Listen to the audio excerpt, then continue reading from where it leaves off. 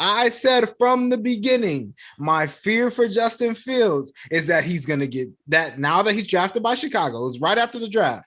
Now that he's drafted by Chicago, Andy Dalton will go out there. Andy Dalton will look bad. The Chicago media will get to Nagy. He'll be forced to put Justin Fields out, and he'll be thrown into the fire before he's ready. And this is what we're seeing. On today's episode of Bridge the Gap. Week 3 of this year's NFL season is officially in the books. Tune in as KC and I recap what happened in Week 3, as well as let you know what to look forward to in Week 4. Everybody's brand new favorite segment, the Bridge the Gap Fantasy Football Recap. And this time we're talking, of course, Week 3. KC and I break down each matchup that occurred in Week 3, shout out standout fantasy players, and give you the current standings of the Bridge the Gap Fantasy League. And then there's the NBA. Media Day has come and gone. Training camp is officially upon us, and preseason starts this weekend. Turn your volume up as KC and I put you on game as to what to look forward to in this year's NBA season.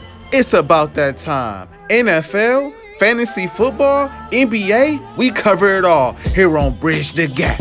Let's get it. BTG fans, what's up? The boys are back. KC, AJ, 2K, what's going on, man? How you feeling today? I'm feeling awful, bro. I know you feeling awful. For those who don't know, you're about to find out. It's been a rough sports week for me. I don't want to be here today, but I have to face the music on a couple of things. I have to reason with a couple of things. I have to explain a couple of things and express a couple frustrations. So I'm here, KC. How you doing, man? I am doing great. For me, my sports week was wonderful. Now, usually for the fans that don't know, we're supposed to record Tuesday after the Monday game. I text AJ. I text him. I said, hey, man, I know you probably just needed the day to grieve. So we're recording on Wednesday this week. I knew you were probably having a tough weekend. A lot of things didn't kind of go your way.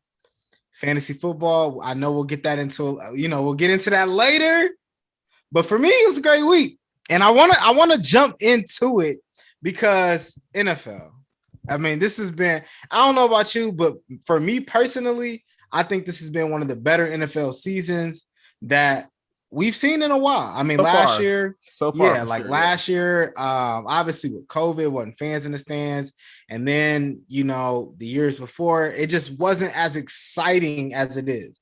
Teams are good. So it's a lot going on right now.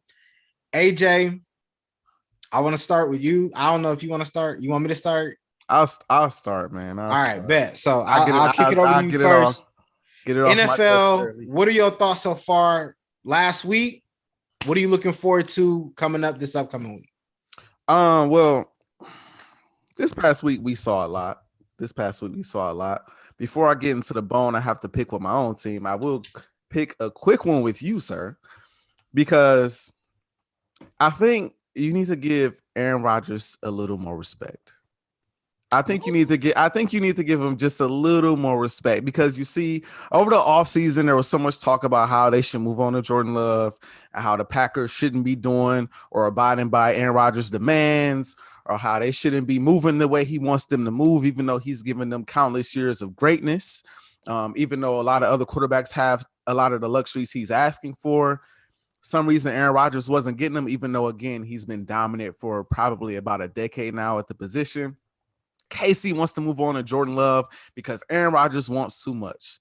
Packers bring Aaron Rodgers back. He has a rough week 1, and since then, Aaron Rodgers just been lights out. He's been MVP Aaron Rodgers again, yet for another year. And the way I see it, and I don't know if you still see it the same way, you'll probably get this same Aaron Rodgers for the next 3 to 4 years. So long as the Green Bay Packers can keep him safe and healthy in the pocket, you'll see this Aaron Rodgers for a while. Like, he's shown he's not going anywhere. He's not going to be Brady and play till he's 50, no. But can you get another 3-4 years out of Aaron Rodgers playing at this level? Yes, you can. And I think it's time to move away from Jordan Love and not move towards Jordan Love. I think you need to to give the keys or continue to give the keys to Aaron Rodgers and let him carry your franchise. Because what he just did in that last game in 36 seconds is something that you won't see a lot of other quarterbacks do. Probably only one or maybe two. I give you Brady Mahomes. That's it. The only other two quarterbacks that could pull that off. And then there's Aaron Rodgers. So I think you need to get that man just a little more respect. I do want to quickly dive into Philadelphia. Go ahead. I know you got a lot to get off your chest. Go ahead and get it off, AJ. KC, we showed up during the week with the Beat Dallas shirts on. We was in the press talking like we was finna go to Dallas and put in work. And we went out there and laid an egg.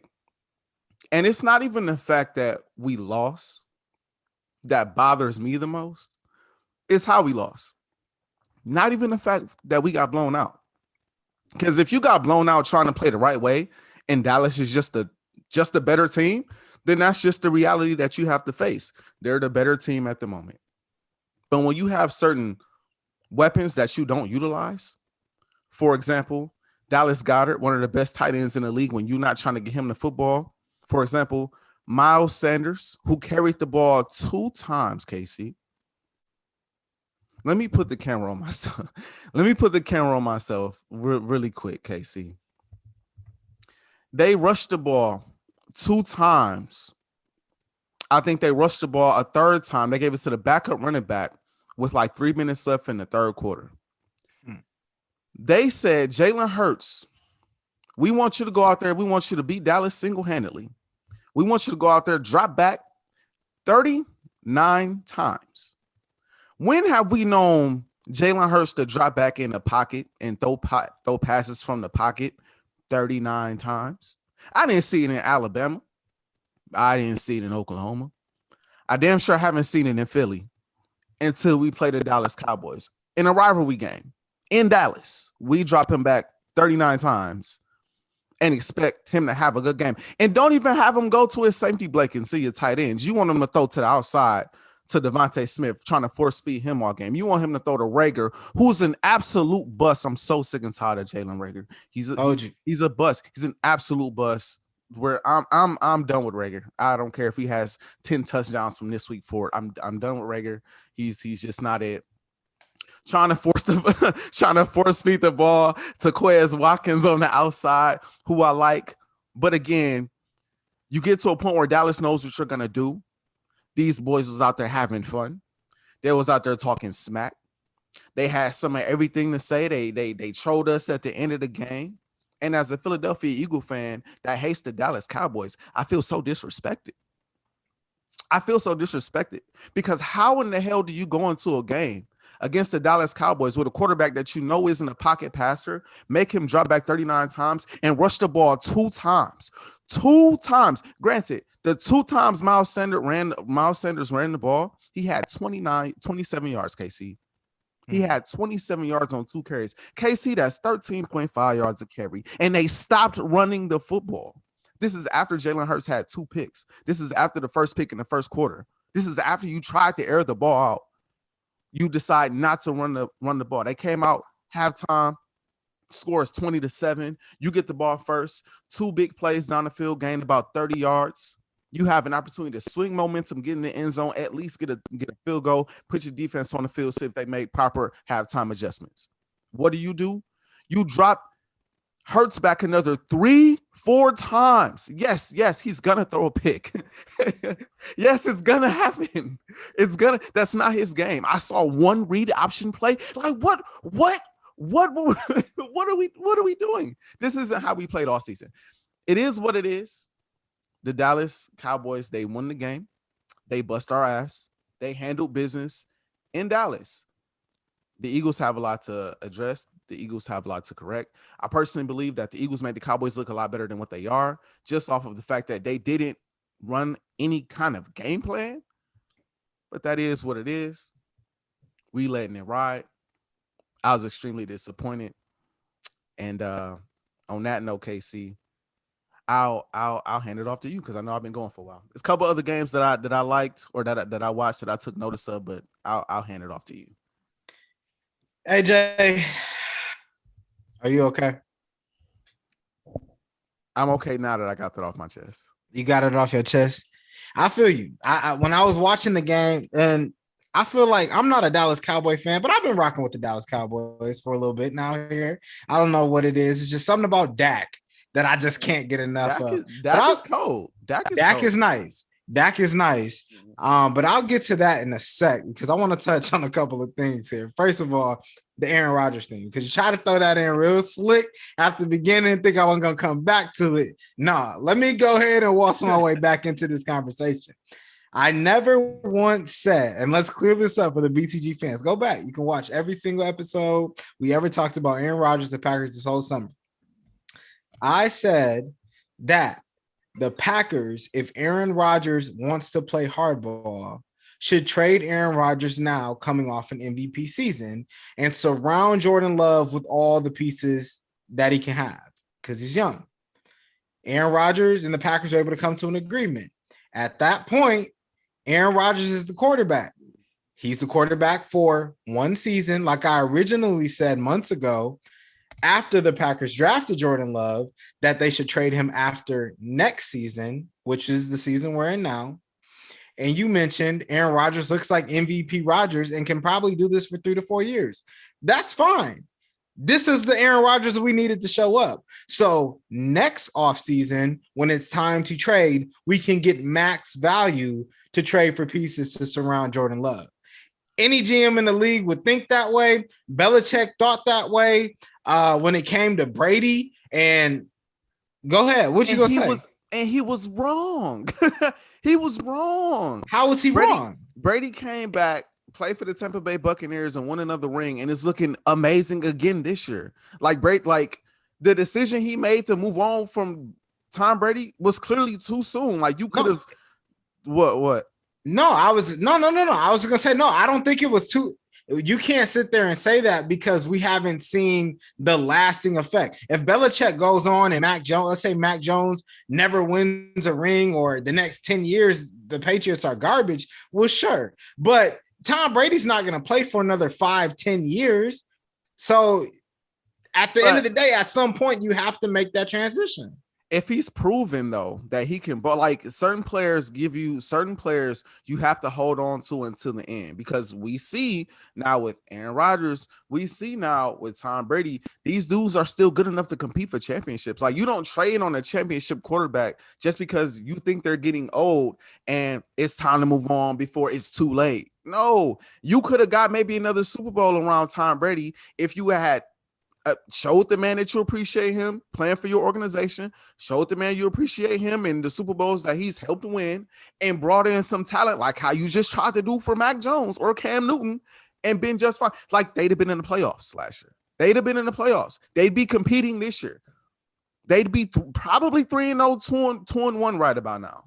But they had Tom Brady. But what you're not, you have Rodgers is not even. It's not, for me, it's not even a discussion because he's still he's older, but he's relatively young in the way he plays. Like he can still move, throw.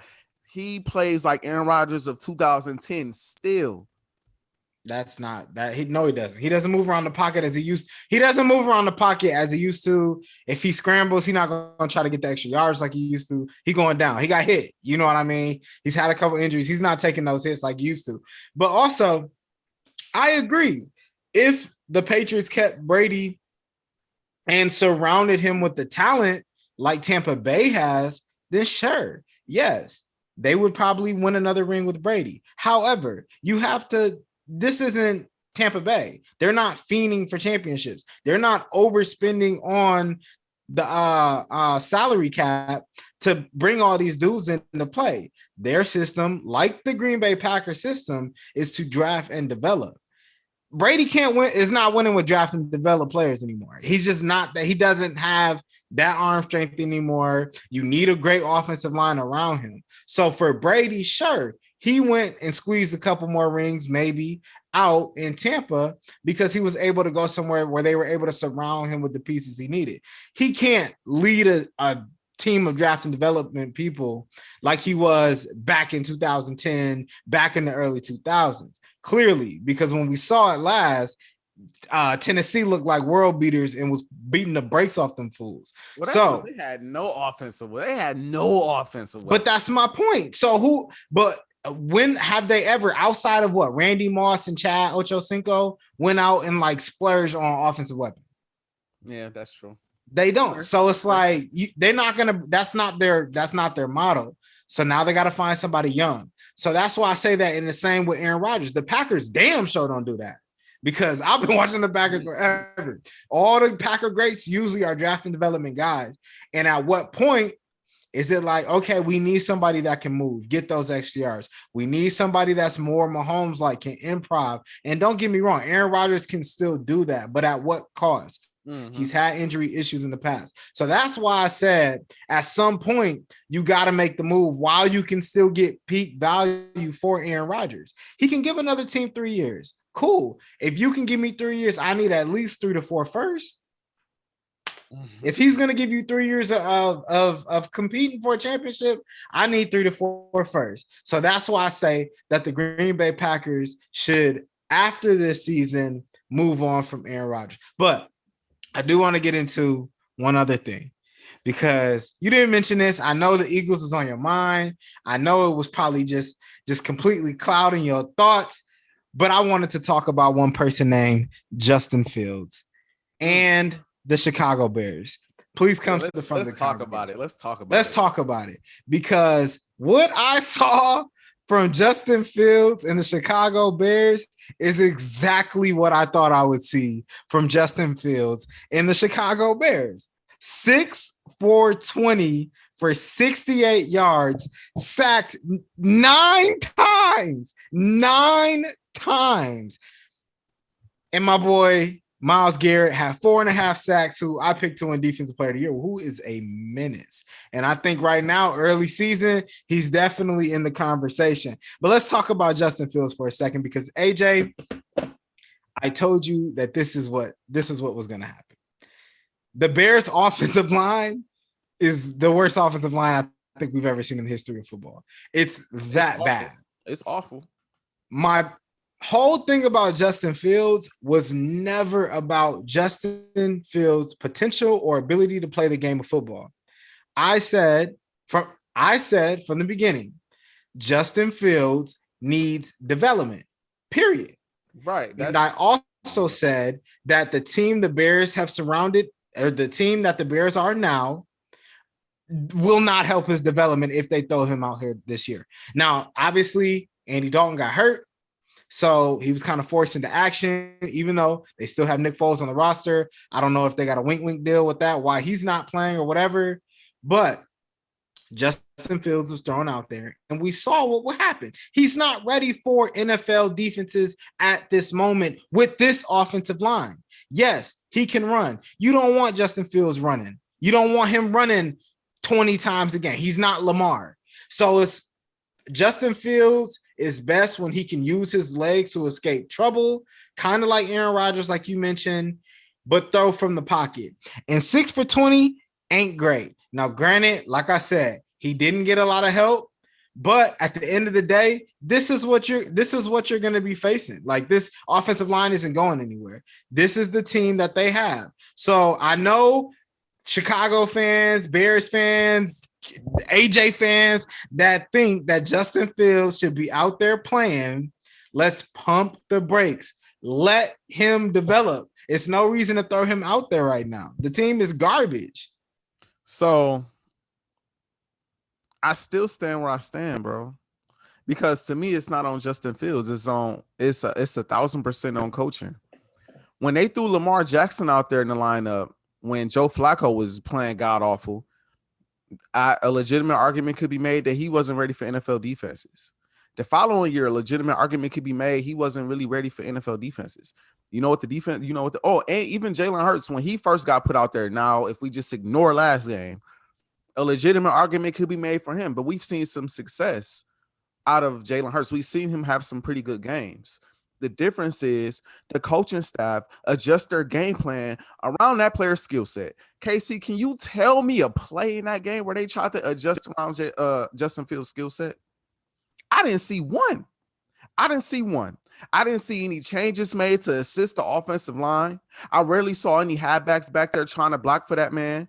I didn't see them run too many read option plays. I didn't really see them try to bootleg him at all. I didn't see too much of nothing. I saw no game plan for Jalen Hurts to go out there and succeed. And so that's my biggest issue. Or I said Jalen Hurts, Justin Fields. You said we be confusing these names, and I'm confusing these names. No, Justin Fields is still, I believe, a solid young rookie quarterback. Honestly, all the rookies look kind of off right now, if we being honest. But to be real, I put this more, and this isn't me just being a big fan of Justin Fields. This isn't me just saying, oh, Justin Fields is just because I do believe Justin Fields is a good young promising quarterback, but you got to give him an opportunity to succeed. You got to give him an opportunity. You can't. I understand if you say he can't read NFL defenses, he's not ready. But again, we've seen rookie quarterbacks that we deem not ready put in the right system and able to succeed. Why is it that you drafted this man and the whole time you've had him, you haven't thought of ways that you could fit him in your game plan so that he could succeed for your franchise? Because that's what it looked like. It looked like they had no good. They looked like Philly. They looked like they had no game plan and they didn't know what they had at quarterback. No, I'm not expecting Justin Fields to go out there and be amazing from the pocket right away. No, I'm not expecting most rookie quarterbacks to go out there and be amazing from the pocket. If you remember when I was first talking about Justin Fields, what was the main thing I kept bringing up to you? Bro, he got them wheels on him. Bro, he can run.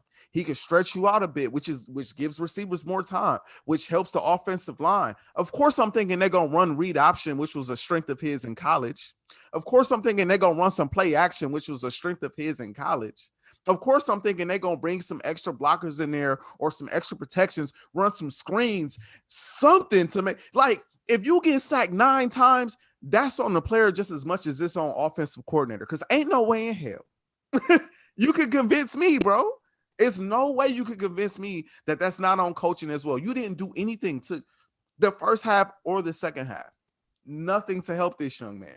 AJ, but this is why I can't let you off the hook with this, because a week ago or 2 weeks ago, I should say, we sat here on Bridge the Gap, and you said after the Bears got folded up on national television, put Justin Fields in the game. You also said at that point in time, if Justin Fields had played against the Rams, I'm not saying they would have won, but they at least would have scored more than 14 points. Right. And now we see Justin Fields against a comparable defense like the Rams, and he got folded up. You knew when Justin Fields was drafted that Matt Nagy was the head coach, correct?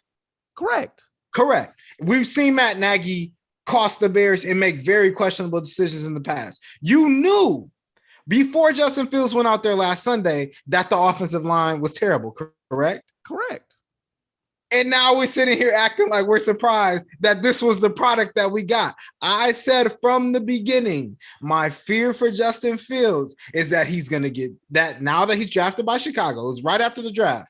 Now that he's drafted by Chicago, Andy Dalton will go out there. Andy Dalton will look bad. The Chicago media will get to Nagy. He'll be forced to put Justin Fields out, and he'll be thrown into the fire before he's ready. And this is what we're seeing. And I just want to touch on one more thing, because yes, Lamar Jackson, when he was in Baltimore, yes, Joe Flacco was there and he was thrown into the fire. But guess what? Lamar Jackson was a Heisman Trophy winner. The only reason Lamar Jackson wasn't drafted higher was because they thought he should be a receiver. Yes, the other person, who'd you say? Jalen Hurts. Yes, Jalen Hurts. When Carson Wentz was there, Jalen Hurts was there. He was thrown into the fire. But we can't sit here and act like Jalen Hurts didn't win a national championship. There was a reason why Justin As the backup? We talking about Hurts as the backup? Yeah, I'm talking about a national championship at Alabama. He has winning in his pedigree. Wasn't he the backup? Didn't Tua come in and finish that off of him? If I'm not mistaken? He won the national championship the year before. Tua came the second year. Okay, I didn't know. I thought Jalen Hurts has a not. Yeah. So when I look at that, I just think it's a completely different situation with Justin Fields. It's a completely different situation. I think that Justin Fields is just not ready. I think he's not ready at the moment, and they've thrown him into the fire. And this is the product that you get because of that. Again, when I brought this up, I assumed that even though Matt Nagy isn't the greatest coach of all time, he's an NFL head coach. You study your players. You study the players that you draft. You would think what I said is not rocket science. He can run with the football, so I'm going to run read option plays. That's not rocket science. He's really good. He was really good at this in college. I'm going to try to do the same thing here with him in the pros. That's not hard. That's on the whole coaching staff. Hell, your defensive coordinator should be able to walk up to you and be like, yo, we should probably run a little play action for the kid. It will help his game out a lot. It's what he does. No, if you told me that Justin Fields, when I brought up the Rams analogy, and I was like, if they put him out there in the Rams game, they'd have a better chance at winning. If you told me that they was going to put him out there and they was going to tell him to play like Andy Dalton and not play like Justin Fields, yes, I'd say you have a better chance at winning with Andy Dalton. If you told me that the coaching staff wasn't going to adjust their offensive schemes to fit around Fields and make him fit into a system where Andy Dalton could succeed, yeah, at that point, I'd be like, well, you have a better chance. The point is not for him to come in and be amazing. The point is we've seen NFL coaches and organizations bring quarterbacks in similar to his playing style and work around his playing style for him to be successful. You brought up all these other quarterbacks that were successful in college. What was Colin Kaepernick in college? Colin Kaepernick played for who? Nevada? That man didn't win no national championship. That man was a highly scouted coming out of college, but he got into a system where they worked around his skill. He wasn't even the most accurate passer, but he could run. So they ran play action. They ran read option. They gave him a chance to succeed. Yes, they had a better organization and a better team, a better offensive line, an amazing defense. But Colin Kaepernick alone was a very, very, very productive player. And so all I'm saying is I still think Justin Fields can succeed. They just need to give him a legitimate chance to do so, bro. They need to put him in the right system to do so. If you got him out there playing like he Peyton Manning, no, he not going to succeed because that's not his game. That's like saying Ray Allen, his rookie year, Allen Iverson, his rookie year, he wasn't ready for the NBA because we didn't see him playing well, but the coaches had him playing the 3 in the game instead of the point guard or the shooting guard. That's a come on, bro. He's not gonna be good because you're not putting him in situation. You're not putting him in his box for him. That's a completely different sport. It's a completely different sport, but the analogy is very similar in a sense where you have a decent, talented young player coming out of college, right? And you put him in a system and you put him in a position where he's not going to succeed instead of putting him in position to use his skill set. They didn't use it. You got to admit they was not using his skill set, bro, properly at all. At all. I agree. But how much but also you have to run a game plan. Like right. You have, at the end of the day, there's only so much that Justin Fields as a rookie quarterback can intake. Like and I said this before, if the Chicago Bears and everybody in that organization felt as if Justin Fields was significantly better than the other quarterbacks or essentially Andy Dalton, he would be starting. We wouldn't be having this conversation. The fact that this whole quarterback controversy is even a question is because clearly the people on that team do not think he's ready to be out there. So I get throwing the game plan out there, but do you want Justin Fields running 20 or Justin Fields running? We say Jalen Hurts and Justin Fields. Man. Justin Fields, do we want him running 20 times a game? Like Justin Fields, at the end of the day, to be a successful quarterback in this league, Lamar is the exception because Lamar is an exceptional runner and he's a good enough passer to be able to, that you have to respect this game. You have to be able to make the throws in the pocket. The offensive line is terrible. So this was going to happen always from the beginning because The offensive line is garbage, and they don't necessarily have the pieces. David Montgomery's nice, but you can't hand the ball off to him 20 times a game. So if I'm a defense, I'm just sitting in zone coverage all day. Now you have to read it. So there's a lot that Justin Fields has to process that he's just not ready for. And the team around him is so bad that there's nothing to make up. And that defense isn't even as good as you said it was. It's not, and the defense has dropped the ball. But to what you were saying before, you're proving my point. He has a lot to take in as a young rookie quarterback. So why don't you have him run a very similar offense to the offense he ran in college?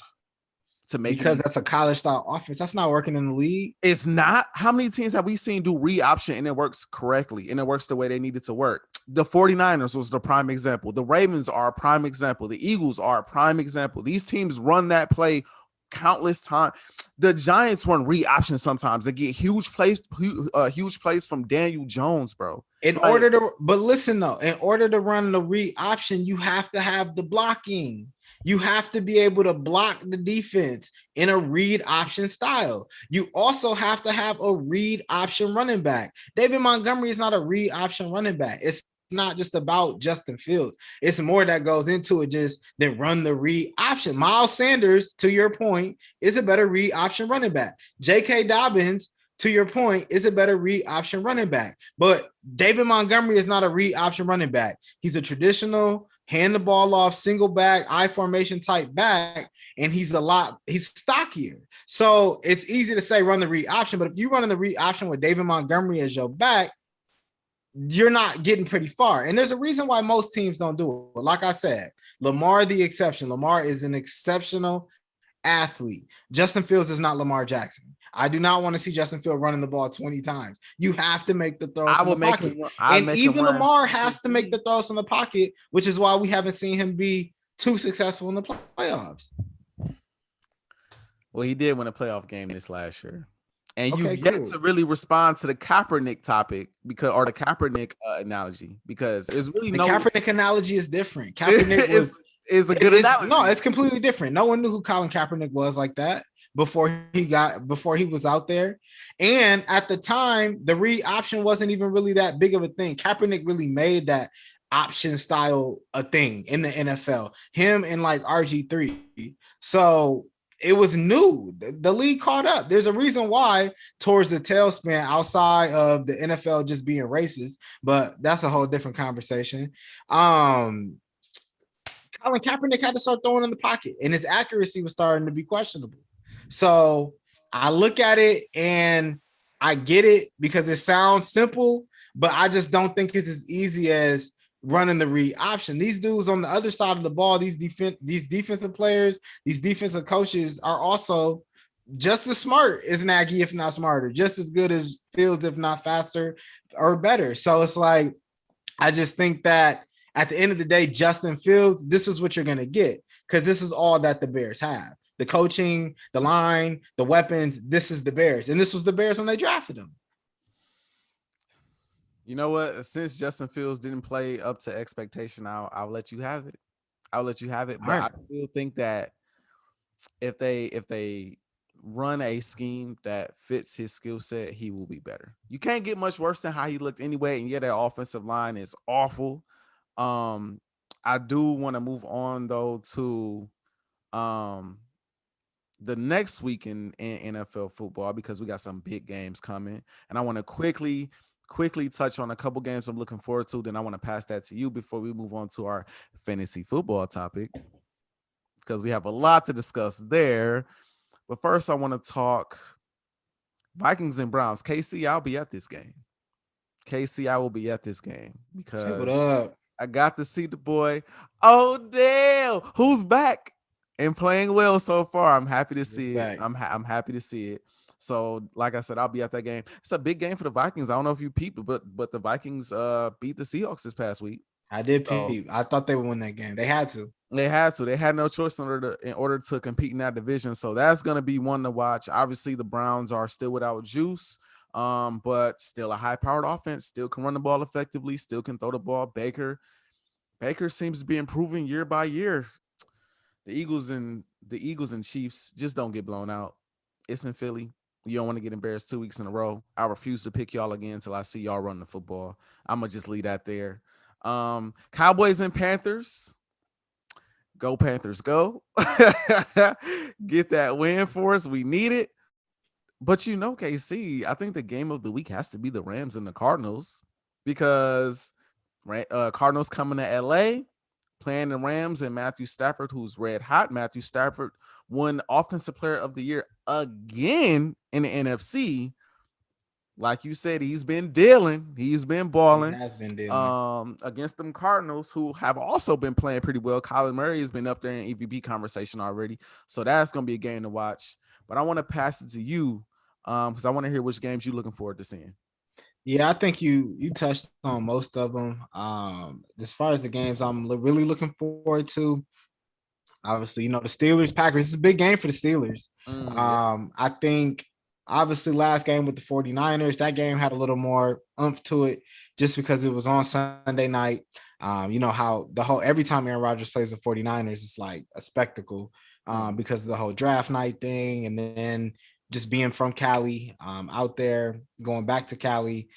So I want to see what they do against a team like the Steelers, who are kind of banged up right now, but they have the pieces to make the Packers work. The Buccaneers and Patriots. It has nothing to do with the Patriots because the Patriots, low key, are still kind of, they're not. I don't know if Mac Jones, and I think all the rookie quarterbacks you mentioned are struggling. So I think Brady gonna light those boys up, and it's on Sunday night. He as petty as Brady is, he might hang about 400 on him. Man, he might hang about 400 yards and about 3 tuds on him. Man, national televised game, his first game back against Belichick, he gonna eat. In Foxborough, that's gonna be a really good game. And then I look at it. You mentioned the NFC West. Now it's going to be a lot of interesting stuff because this was like, and I still think this is the best division in football right now. But you got the Seahawks and 49ers playing each other. If the Seahawks lose that game, they go to 1-3. And then the 49ers, they'll be tied for second because the Rams and Cardinals play. So I think that those two games are going to be really interesting. I look at the matchups. I like the Seahawks to get this win on the road. I know it's not ideal. They just went to Minnesota, and now they got to go to California, but they can't go down 1-3. And if I know anything about Russell Wilson, in these moments is where he shines. So I think the Seahawks will do good. And then that Cardinals-Rams game, I think this is going to be a good game. I wouldn't have been mad at this being like a Monday night game. Yeah.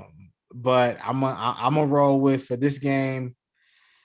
I'm gonna say that for Sunday. I'm gonna say that for Sunday. I'm gonna say that for Sunday. But those are the games that I'm really looking forward to. And then one last game, I didn't mention this one. The Ravens and Broncos. It's a game that I didn't really care to be interested in. But the Ravens are quietly 2-1. Lamar's been playing well. I know that's your dude. I know that's your pick for MVP.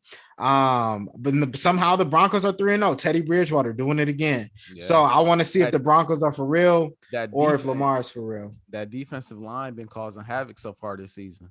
They have so far this season. But KC, I got a question for you, KC. Yes, sir. How well did you do in fantasy this past week? Well, as far as my team, I did great. I did wonderful. Yeah.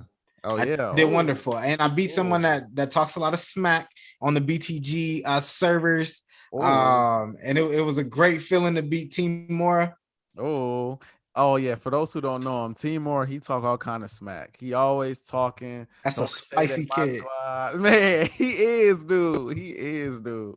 Crazy thing is, I've never met him in person. He's just been somebody that's been supporting the page for a while. And so he was like, I'm in the league, throw me in. I'm like, come on, join. It was, open invite for everybody.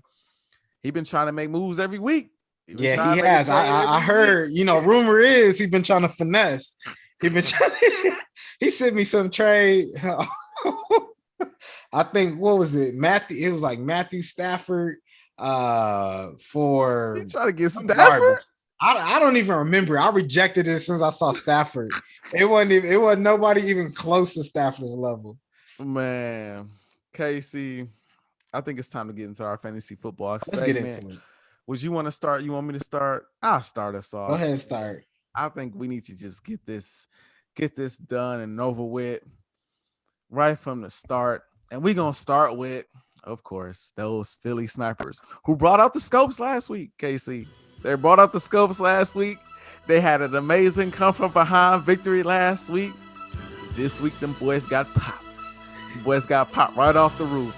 Starting off with the Philly snipers, you got Jalen Hurts, who managed to put up 20.54 points this week in fantasy. He had 2 interceptions, 2 touchdowns, 326 yards. Obviously, Philly lost, as we talked about earlier. Again, conversation for another day. Then you got Aaron Jones putting in another 17.6. Chris Carson chipped in 16.2. Stephon Diggs chipped in with 12.2. A bit of a letdown there. I tried to start Williams from the Ravens. I got too happy. I tried to get too cute, KC. And he put up, like you said, a stinker, KC. 2.2 points. Was awful. 22 yards. Didn't get a touchdown. I don't even know if he caught any passes. I don't even know if he was on the field more than the quarter. I wasn't able to watch the whole game. He didn't do nothing for me. You go over to the fantasy football team, and they had standout performances all across the board by players I'm not too fond of. Tom Brady, 28.6, 8 points, 436 or 32 yards in his game. Then you got, of course, Zeke Elliott, who was killing the Philadelphia Eagles all game long like he normally does. 26.6 points from him. You had Egler, who pitched in another 22.7. Chris Godwin showed up again, 19.6. You had Moore from the Carolina Panthers, who's a dog, 20.5 points. You just had standout performances all over the place from the fantasy football team, which is why they came out on top with a victory, 157.28 over 100.04. Then we move on to those Brownville Thundercats and the Charlotte Smoothers. Now, last week, KC, Brownville Thundercats didn't look so hot. I'm not going to use your phrase, but I'm just going to say they didn't look so hot. I think they heard your message, KC, even though the episode didn't get out. They heard your message, KC, because they showed up this week. I don't know how he did it, but he made a trade for Derek Carr. Getting Derek Carr, he dropped 21.24 points. You also have Alvin Kamara. He chipped in 20.8 points. Justin Jefferson for the Minnesota Vikings, who was getting money this past week against Seattle and Minnesota, 26.8 points. You also had Jamar Chase, who's looked like, to KC's credit, the best young rookie receiver in the game. I hate to admit it right now. Absolutely balling. You go over to the Charlotte Smoothers, who started off so hot out the gate and just seemed to cool all the way down. Dalvin Cook obviously didn't play, so he didn't make that adjustment. That probably spells an L right away. But then you move on from there to Patrick Mahomes, who had 22.9 points. You move on to Swift from Detroit. He had 23.7. Keenan Allen chipped in another 19. Another 10 points from Deebo Samuels. Mark Andrews had a solid game, 109 yards. 15.9 points from him, but that only managed to get him 98.7 points. And he lost, the Charlotte Smoothers, that is, to those Brownville Thundercats who brought the Thunder this week. 138.74 to 98.7. And then we move on to the Stone Cold Avengers first Gritty Time. And last week, Gritty Time, they caught the sniper treatment, okay? They was up, but they caught the sniper treatment at the last minute. This week, they said we ain't catching that treatment no more. We gonna get ahead and we gonna close it out. Starting with them, Lamar Jackson, 19.2 points. Najee Harris, 28, number 1 running back for you. Drafted him pretty high. He's been showing up for you so far. 28.2 points. Tony Pollard, who was a surprise start for me this week, but managed to get 7.5 points. That's hella disrespectful starting him against Philly, but I get it because obviously Philly got killed. It is what it is. Odell showed up and is having a solid season so far. He was able to get 5 receptions for 77 yards, 13.7 points. Henry Ruggs, who I said make sure to start, didn't do as well as I wanted him to, but still got you double digits in points, 12.5 there. Tyreek Hill, don't know what's happened to him the last couple weeks. 9.7 points from him this week. I don't know what's going on with the Chiefs altogether. I suggest they get it together. Playing in a tough division is not looking too good. They at the bottom right now. Then you move over to a Stone Cold Avengers. And they tried, KC. They tried. Aaron Rodgers came through with 19.4 points for him. Then you had Melvin Gordon come in, 15.2 points there. Tyler Lockett, who didn't have a standout game that we all thought he would, 7.4 points. Williams from the Chargers, 33.2 points from him. 7 receptions, 122 yards, 2 touchdowns, just absolutely balling. But it just wasn't enough to take down Gritty Time with standout performances all across the board from the entire team. And they come out with the victory. The floor is yours. KC, take it away. We'll start it off with a matchup I was personally a part of. Like I mentioned before, I had to give it to Team Mora. We're starting off with Team Mora versus King Cramp. Team Mora came out with Kirk Cousins, 25.12. He had Robinson from Jacksonville, another 25.4. He had DK Metcalf, who was a part of the bogus trade that happened in our league, gave him 22.7 points, but it wasn't enough because King Cramp came out with Matt Stafford, 29.52, lighting them up. Clyde Edwards-Helaire, I told you, don't sit him, 16.9 points. Jalen Waddle with a 17 burger on his head, and Kittle came through, and Cordell came through, and the Cleveland defense came through for mop up duty. King Cramp with the victory, 141.32 to 113.12. We move over to Team Big Fish. Speak on his name. Team Snow, I'm sorry. We'll start with you. Kyler Murray, he had a good game, but it seemed like it wasn't enough. 18.54. You go down. Devontae Adams was cooking. Also, Williams, 14.7. 15 points from that Arizona defense, but Team Big Fish said, I've had enough. This was a battle from the bottom, and he said, I'm coming for the top. Dak Prescott, 20.12, he showed up. Saquon said, what about me? 21.4. Gibson gave him 17. Mike Evans gave him 18. Brandon Cooks, I can't believe you're doing numbers in Houston, gave him 27. And Team Big Fish squeaked out the win, 117.22 to Team Snow. Team Snow still 0-3. Congrats, Team Big Fish. And then our last matchup of the week, Alaska Glacier Bears, like the smackdown on Team Husband from the top rope.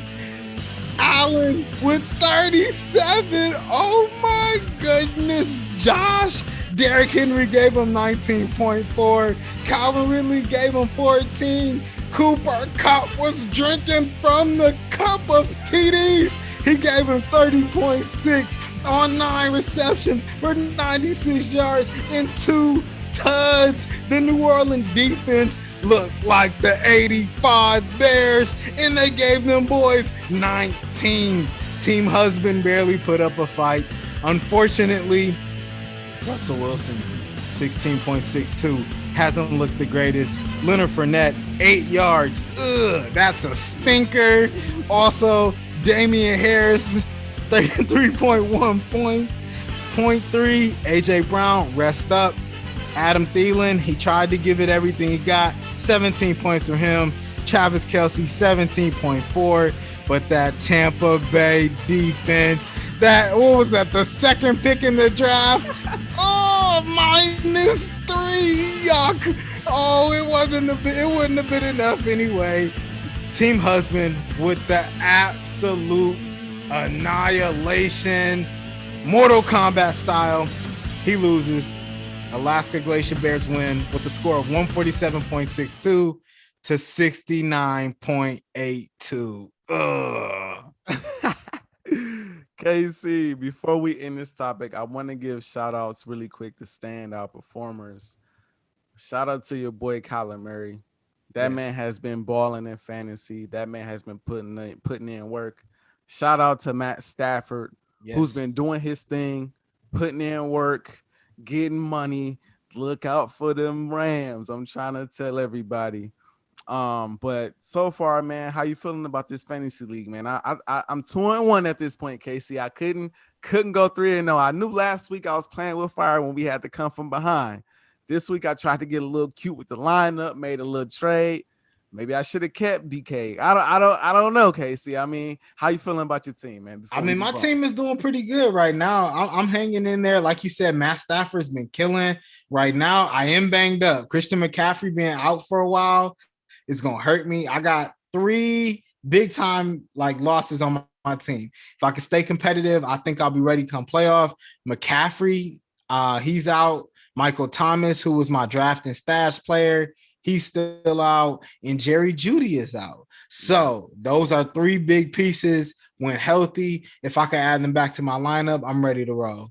I hear that. Casey, before we end this segment, I just want to go down the standings really quick.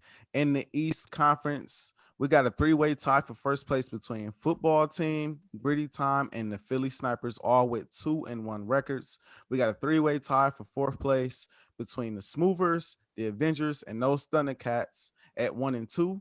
And in the Western Conference, KC, we got the Glacier Bears, who are the only undefeated team left in this entire league, standing alone at 3-0, number 1 in the West. Then we got a 2-way tie for second place that will be decided this week between King Cramp and Team Husband. Ready. That may be the matchup of the week to watch out for, people. Then we have a 2-way tie for fourth place between Team Moore and Team Big Fish with 1-2 records.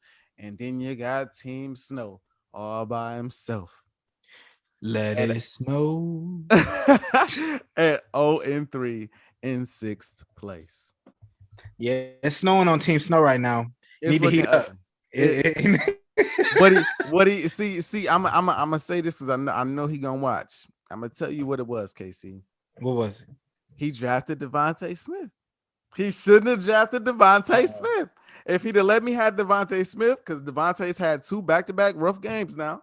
They'd have let me grab Devontae Smith, he wouldn't have that issue. But he's starting them and he putting up duds right now. And he is putting up duds. So let's have this conversation real quick before we move off this. Let's just ask it for the people. Mm-hmm. If Team Snow trades you Devontae Smith, would you accept it? Yes, I would. Okay, you hear it, Team Snow, make the trade. Now, we got to get you off that 0-3. We got to get you off the 0-3. I'm willing to help you out a little bit. I mean, we got some options here. You know, he's a number 1 receiver. He's a number 1 receiver. So you know, I ain't gonna put it out there for everybody to see. This will be a private conversation for me and Snow to have. Okay.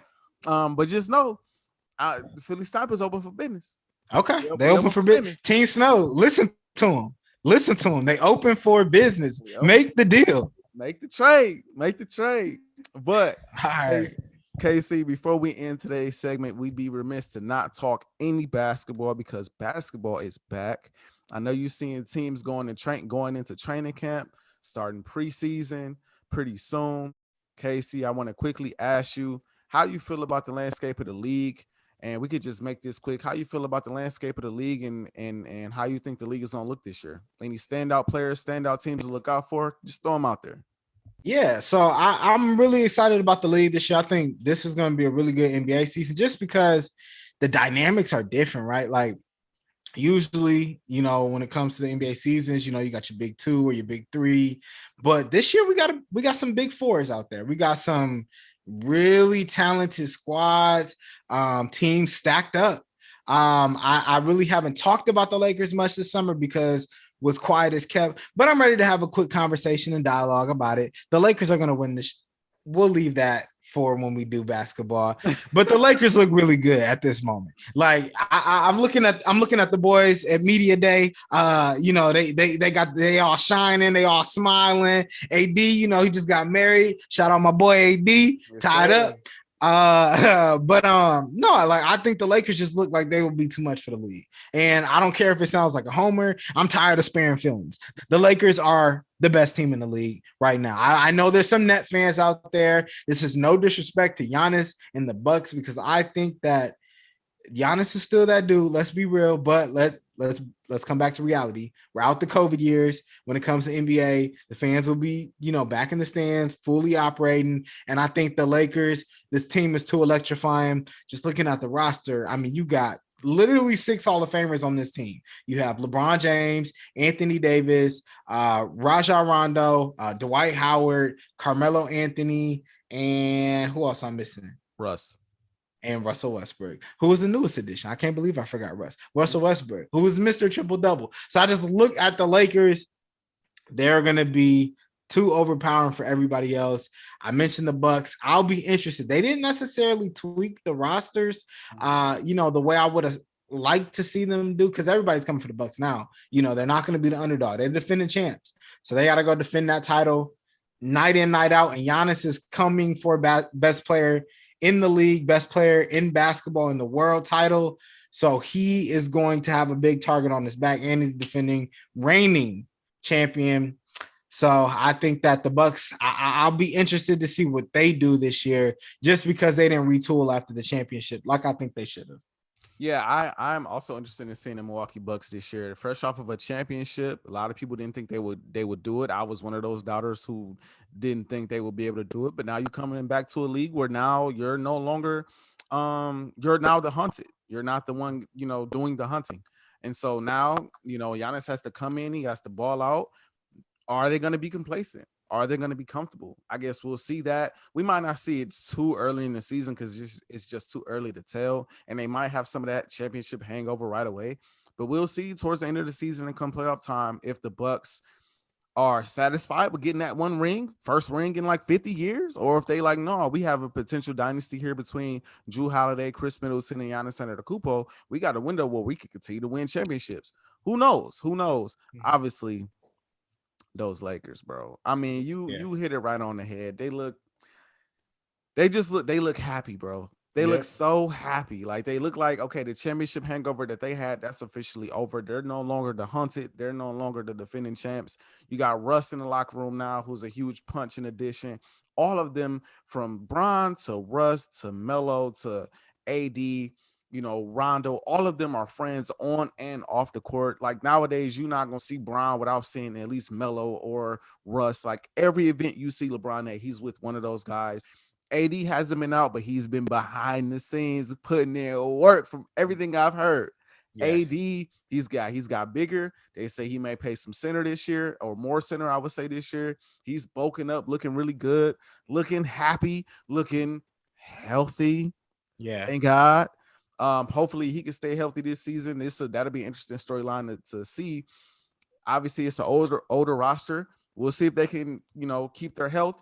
Obviously, I agree with you, and I'll say it now. If they're healthy, they're gonna win the chip. Like it's just gonna happen. Like I mean, you're gonna hear that from me all year. Like if they're healthy, it's gonna happen. I'm so sorry. Like, and I never wanted to spare any feelings at all. Like KC was trying to be nice about it and trying to be objective. No, like I just gotta keep it real. It's gonna happen.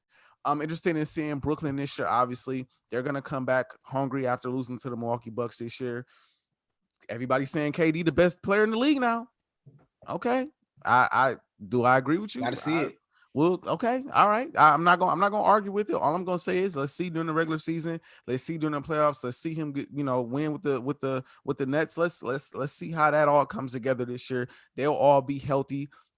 James Harden won't be fresh off of, looking like he gained 50 pounds playing with the Rockets no more. Now he, fresh, full off season to get healthy, full off season to get in shape, full off season to get acclimated. They've played with each other for a year now. So we'll see about Brooklyn this year.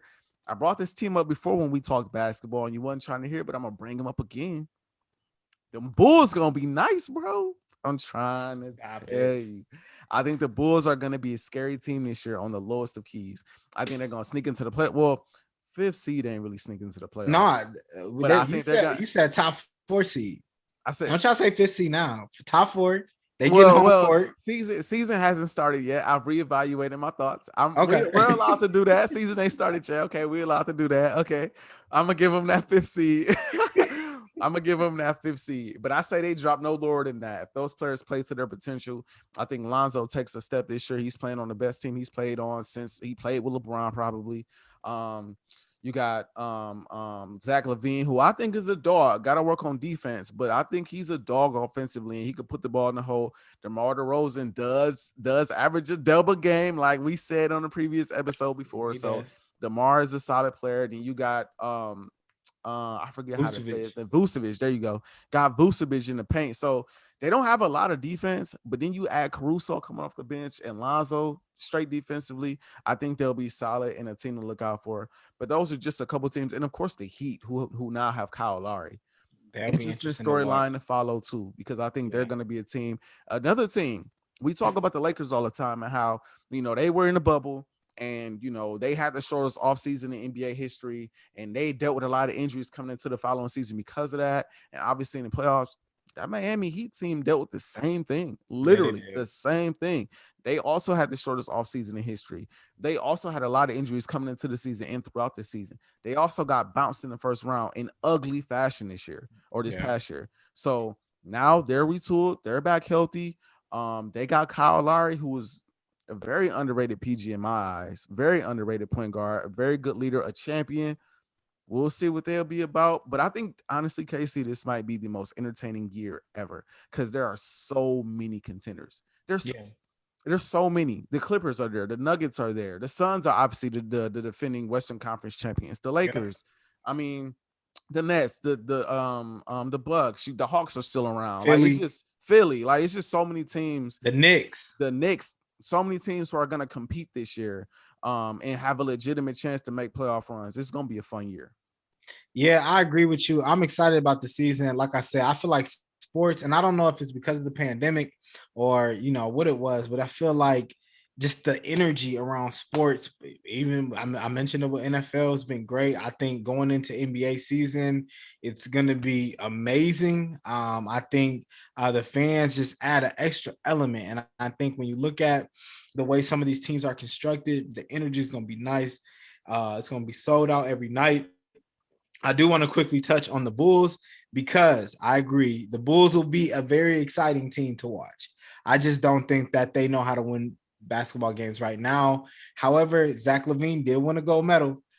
He was over there and learned from some really good dudes around the league. So I think that experience can take him to the next level to see what that preparation looks like day in, day out. And if you remember, which I'm sure you do, Team USA didn't look too hot at first, Facts. so there was some adversity. So I'm sure he got to see what that leadership looked like from some of the more veteran guys in that locker room. And then lastly, Miami, way too talented of a team to lose the way they did last year in the playoffs. Still got Bam, you got Jimmy Butler, you got Duncan Robinson, you got Tyler Hero. Now you got Kyle Lowry added to this mix.